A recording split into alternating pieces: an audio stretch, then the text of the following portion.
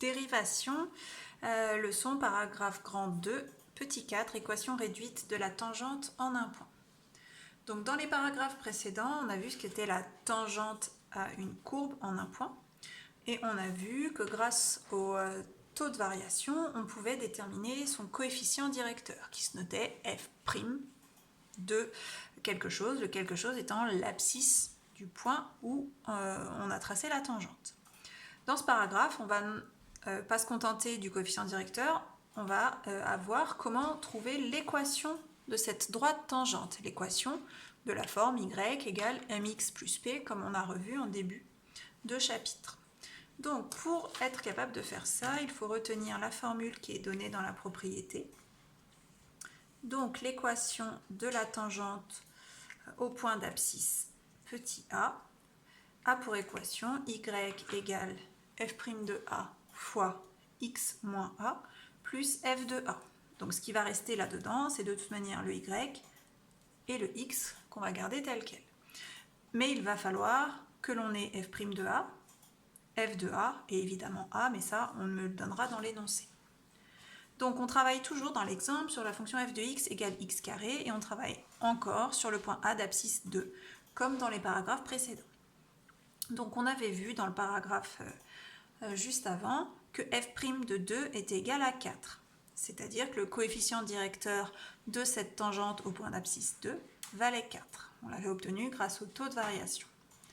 Donc, ça veut dire que je sais que ma droite a pour équation y égale f' de a facteur de x moins a plus f de a. Donc, je vais déjà réécrire cette formule-là en mettant à la place de a la valeur qu'on me donne dans l'énoncé. Donc, on sait que la droite a pour équation y égale f' de 2 fois x moins 2 plus f de 2. Dans cette équation, f' de 2, je le connais, il est de rappeler dans l'énoncé et on l'avait trouvé ensemble avant. Par contre, f de 2, je ne le connais pas. Il va donc falloir que je calcule f de 2.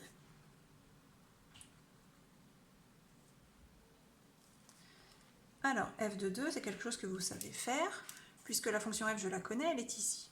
Donc, il me suffit de remplacer x par 2, donc ça fait 2 au carré, ça vaut 4. Ça veut dire qu'à la place de f de 2, je vais mettre 4. Alors, petite précision, c'est le hasard si c'est la même chose qu'ici. Donc maintenant, je vais pouvoir remplacer dans mon équation.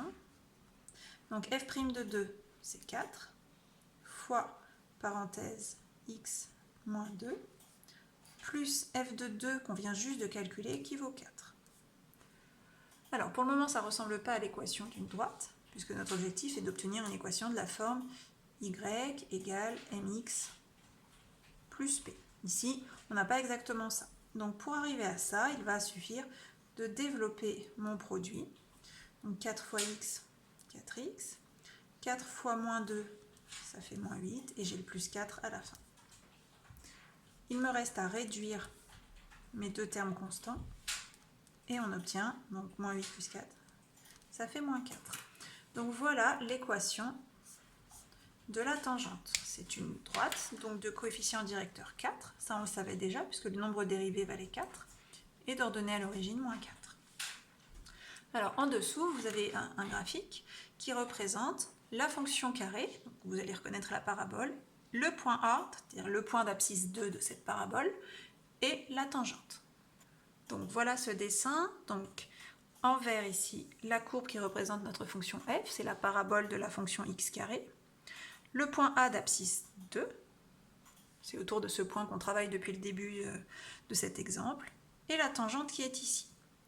Alors, j'ai fait ce dessin avec un logiciel de géométrie qui est capable d'afficher l'équation. On voit bien que l'équation de cette droite, c'est exactement ce qu'on vient de trouver. Y égale 4x moins 4. Alors, on ne peut pas voir l'ordonnée à l'origine ici, puisque mon dessin n'est pas assez grand. Donc, si on poursuivait comme ça, ici, on arriverait à moins 4.